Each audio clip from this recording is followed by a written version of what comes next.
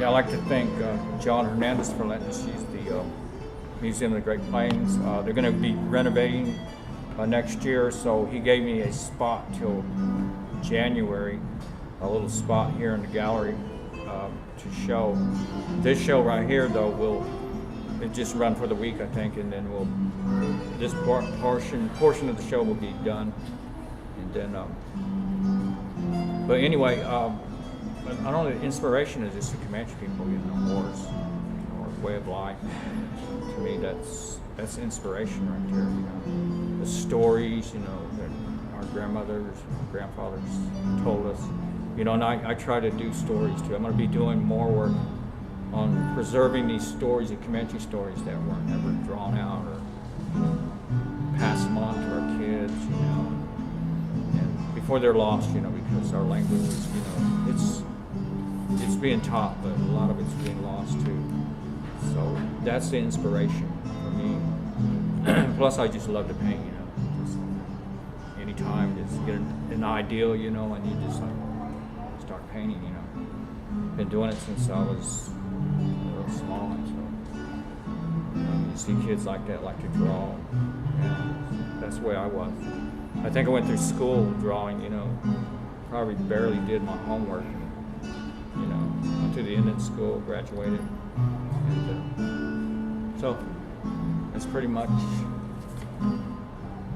And I am self-taught artist. I had a good teacher, good art teacher. He was Choctaw, Cornelius Wade. He lives around here in the Lawton area. But anyway, he really kind of planted a real good seed. There was a lot of art shows going on in Oklahoma, prestigious art shows. There were Phil Brooks, there was St. Gregory's in Shawnee. Concho had an art show. The Indian Exposition. But anyway, these shows were started probably in the 40s, 50s, 60s, went up into the 80s, and a lot of them dropped off. But anyway, when I was at the Indian school, we attended these shows and we would paint. He would just cut us loose, and he'd let us do art shows, and attend them, and we'd win money, prize money. And it was good. I mean, the height to me in the 70s and the 80s, it kind of dropped off in the 80s with Native American art, flat style, studio style was real hot. It was just like, selling. There was collectors. When I was a teenager, I had collectors from New York, from all over different places that were buying my work. They didn't know me, but the galleries were selling it.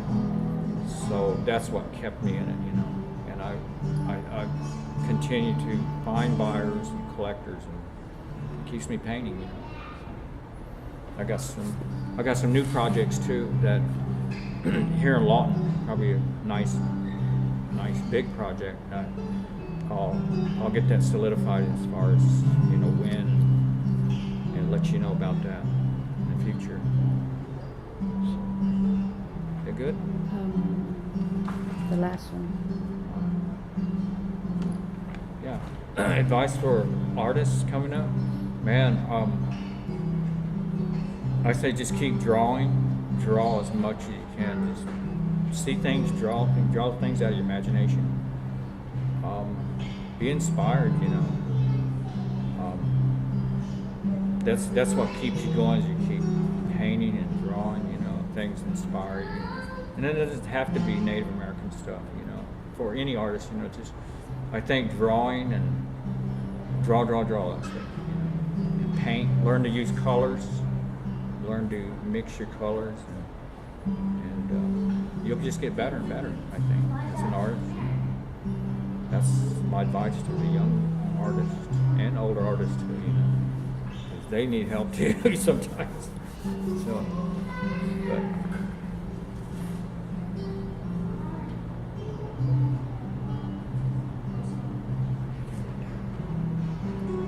sounds about right, huh?